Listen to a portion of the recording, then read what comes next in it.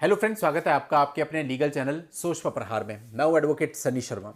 दोस्तों, matrimonial disputes में पढ़कर कोई भी अपने जीवन का कीमती समय बर्बाद नहीं करना चाहता, चाहे वो महिला हो चाहे वो पुरुष हो। और इसी वजह से आपने देखा भी होगा कि जब डिस्प्यूट्स होते हैं और आपकी वाइफ अलग रहना शुरू कर देती है, उस समय पे जो हस्बैंड होता है उसकी तरफ से भी कई प्रयास किए जाते हैं और कई बार जो लड़की वाले होते हैं उनकी तरफ से भी प्रयास किए जाते हैं कि इस मामले को सेटल कर लिया जाए, म्यूचुअली खत्म कर लिया जाए। लगभग हर मामले में म्यूचुअल की बात आती ही आती है, लेकिन इनिशियल लेवल पे 90% मामलों में म्यूचुअल डाइवोर्स हो ही नहीं पाता। रीजन क्या होता है कि जो लड़की वाले होते हैं वो एक ऐसी डिमांड करते हैं जो कि आप पूरी नहीं कर सकते, क्योंकि उनको इस तरह का इन्फ्लुएंस किया गया होता है कि तुम्हें तो बहुत कुछ मिल जाएगा, तुम इतना मांगो। और वो अमाउंट रीजनेबल नहीं होती, उसको जस्टिफाई नहीं किया जा सकता। लड़के वाले सोचते हैं कि भाई जब हमने इनसे कुछ लिया नहीं, रही शादी के खर्चे की बात, वो तो तुम्हारा भी हुआ और हमारा भी हुआ, और वो हमने आपको फोर्स भी नहीं किया, आपने अपनी मर्जी से किया, तो उसके लिए हम लायबल कैसे हो गए? लड़की आपकी खुद की मर्जी से अलग गई है, उसका खुद का फैसला है, तो हम क्यों दें? लड़के वाले वो अनरीजनेबल डिमांड पूरी नहीं करते, और ऐसे में क्या होता है, मामले कोर्ट कचहरी में आ जाते हैं, आगे बढ़ जाते हैं। फिर कुछ साल दोनों पार्टी कोर्ट कचहरी में आती हैं, इधर उधर जाती हैं, honourable high court supreme court तक जाती हैं। फिर उनको जाकर के समझ में आता है कि भाई इसमें तो कोई फायदा ही नहीं था, तो बहुत टाइम लग गया, हो कुछ भी नहीं रहा। और ऐसे में फिर उनको लगता है कि यार इसको तो निपटाने में फायदा था, कम से कम टाइम तो बचता, लाइफ तो बचती। फिर वो अगेन आते हैं म्यूचुअल डाइवोर्स पे कि चलो अब इसको सेटल कर लेते हैं।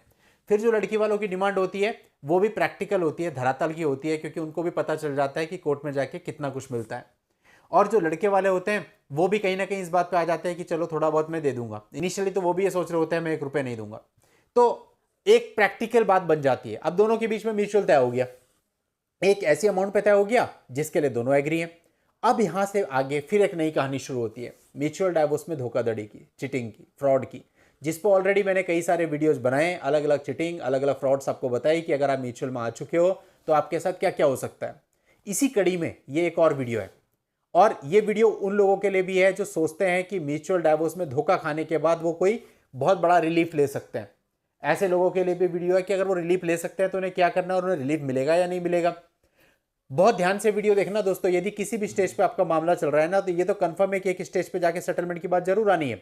और अगर सेटलमेंट की बात आनी है तो ये वीडियो आपके लिए बहुत इंपॉर्टेंट है, आखिरी तक जरूर देख लीजिएगा, तब भी आप सेटलमेंट के बारे में सोचिएगा।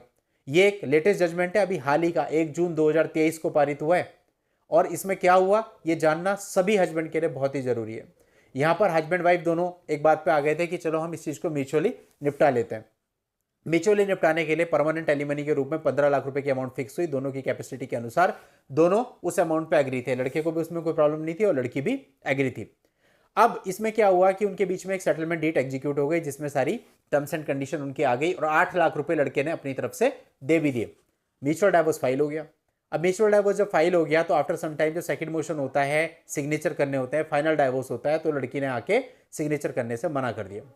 अब लड़के ने इसके खिलाफ एक कंटेम्प्ट ऑफ कोर्ट की पिटीशन फाइल कर दी कि भाई इसने तो सेटलमेंट डीड का पालना ही नहीं करी और इसने किसी भी डायरेक्शन का पालन ही नहीं किया है, 8 लाख रुपए भी ले लिए और अब जो अपनी कंसेंट भी वापस ले रही है। दोस्तों, इस पर मैं ऑलरेडी आपको बहुत समझा चुका हूं, आपकी गलतफहमियां दूर कर चुका हूं। फिर से आप समझिए इस बात को।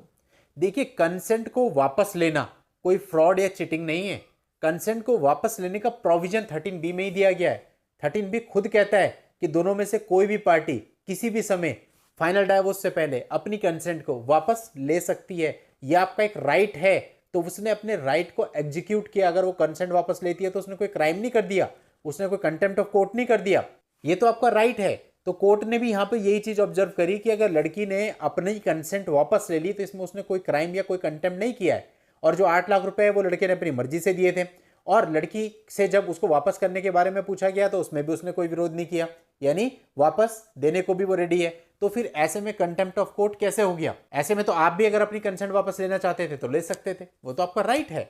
तो कोर्ट ने यहाँ पे इसको कंटेम्प्ट ऑफ कोर्ट नहीं माना, और ये माना ये जो पिटीशन है section 12 of contempt of courts की, ये मेंटेनेबल यहाँ पर नहीं है, और इस पिटीशन को डिसमिस कर दिया, यानी कि हस्बैंड को कोई रिलीफ नहीं मिला। ज्यादा यही होगा कि वो जो 8 लाख रुपए उसने दिए थे वो उसको वापस मिल जाएंगे। और कुछ मामलों में तो ये पैसे वापस लेने के लिए भी हस्बैंड को पता नहीं कहां कहां धक्के खाने पड़ते हैं। इसलिए आपको यह पता होना चाहिए कि आपको किन चीजों के विरोध में जाना है, किन चीजों के विरोध में नहीं। अदरवाइज तो आप केवल अपना टाइम ही खराब करेंगे, और सिर्फ टाइम ही नहीं पैसा भी खराब होता है। तो आपको खुद सोचना है कि जिस चीज के लिए आप कदम उठा रहे हो लीगली वो कहां स्टैंड करती है। तभी तो आप ये सोच पाओगे, कंटेम्प्ट डलेगा ही नहीं। आवेश में आके हाँ मैं तो ये कर लूंगा, एकदम से डाल दिया, क्या हुआ, डिसमिस हो गया। तो ऐसे ही होगा अगर आप समझेंगे नहीं कानून को। पहले कानून की बारीकियों को जानिए, उसके बाद फैसला लीजिए कि आपको किस सेक्शन में जाना चाहिए और किस में नहीं, कहाँ पे कुछ हो सकता है कहाँ पे नहीं। केवल इमोशंस के बेस पे केसेज नहीं लड़े जाते। तो उम्मीद करता हूं इससे आप काफ़ी कुछ समझे होंगे, और अगर आप भी इस फेज से गुजर रहे होंगे तो आप इन सारी चीज़ों को ध्यान में रखेंगे। इस लेटेस्ट जजमेंट का लिंक आपको इस वीडियो के नीचे डिस्क्रिप्शन में मिल जाएगा, वहां जाके आप इस पूरे मामले की जानकारी ले सकते हैं। आज की इस वीडियो में इतना ही। नेक्स्ट वीडियो में नई जानकारी के साथ मैं आपसे फिर मिलता हूं, तब तक के लिए good bye and thank you for watching. Take care.